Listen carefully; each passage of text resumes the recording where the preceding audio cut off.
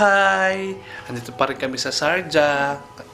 So ngayon, magbe-breakfast lang kami. Pinagluto kami ni M. So, kain muna kami. So, see you later!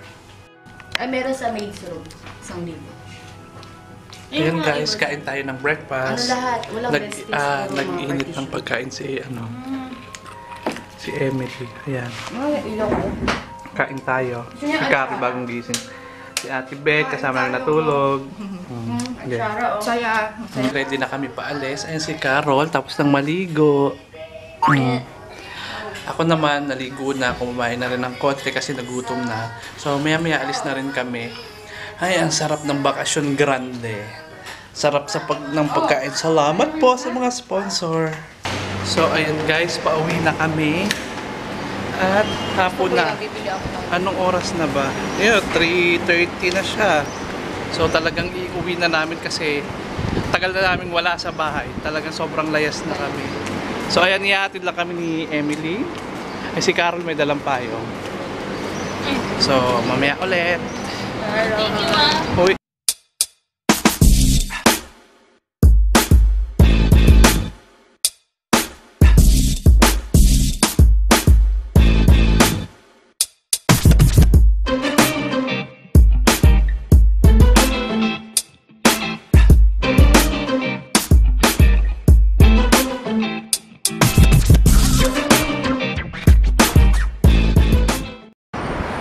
Ayan guys, andito kami sa King Faisal Street. Inihintay namin yung bus na pupunta ng Bordobay. Kaya lang nalampasan na kami kaninang 303.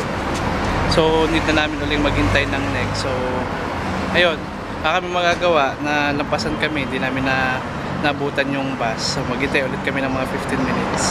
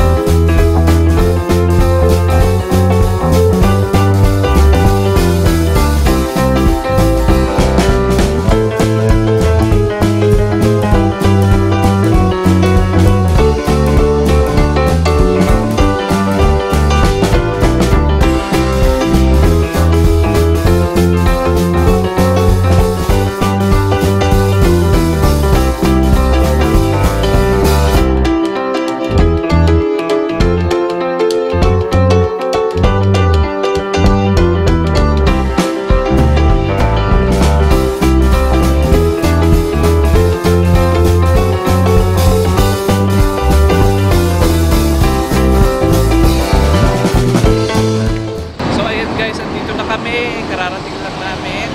Almost 20 minutes yung biyahe namin papuntang Sarja. Dito kami sumakay. Ayan, sa double-decker na bus. So ngayon ayan si Carol. Ayan. Uwi na kami sa bahay. Kita yung yung sirang payong mo. Guys, papunta kami ngayong saan na tayo pupunta? Carol, saan napunta? Somewhere? Out there.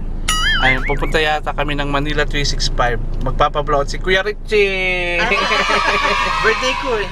Birthday kasi kakain kami sa sa Manila 365 siguro. Then mag-vlog na kami doon. Doon na lang kami mag-vlog. So, see you later. Salamat naman nakahanap kami ng parking at ayun si Carol. Hi guys. Hi guys lang, hi guys.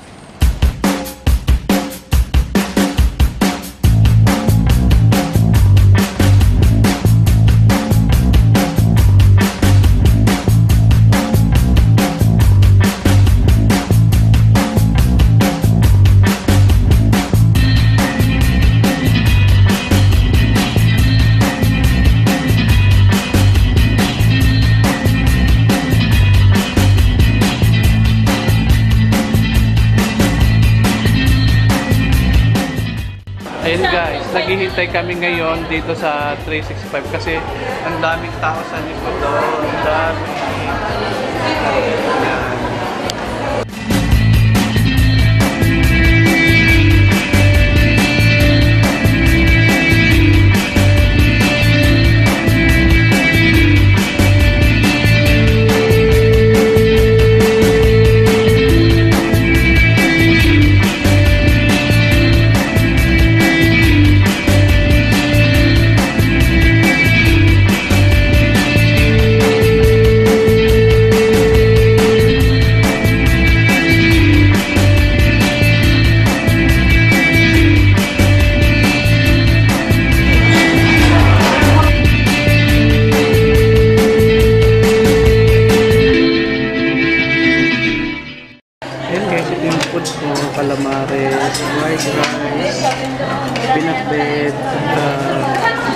caldereta, shrimp, at fried chicken.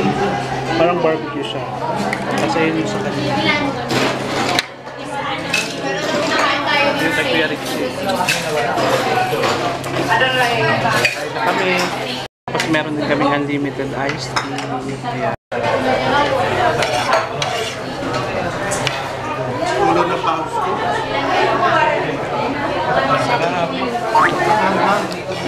Ayan guys, nabusog kami. Tapos ang pinagbayaran namin 30 each. Hindi pala namin alam na pag Friday 30 dirhams ang isang tao. Pero kapag weekdays siya 27 ng isa. So ayun, may additional 3 dirhams pag Friday. Pero may additional 3 dirhams pero ang pila ang haba. Pero sulit naman sa pagkain, 'di ba? Sulit. Hindi siya nag-focus yan. Busog na busog na busog. Busog Pwede na kami. hindi kumain bukas. Ni Emily, eto na sila! Yeah! Laki ng boom! Tinan nyo naman, pwede siyang tumambling dito sa kami niya pagkalaki-laki. Maraming salamat din po sa mga kabuyan na pinakikita po nila sa akin. In Jesus' name.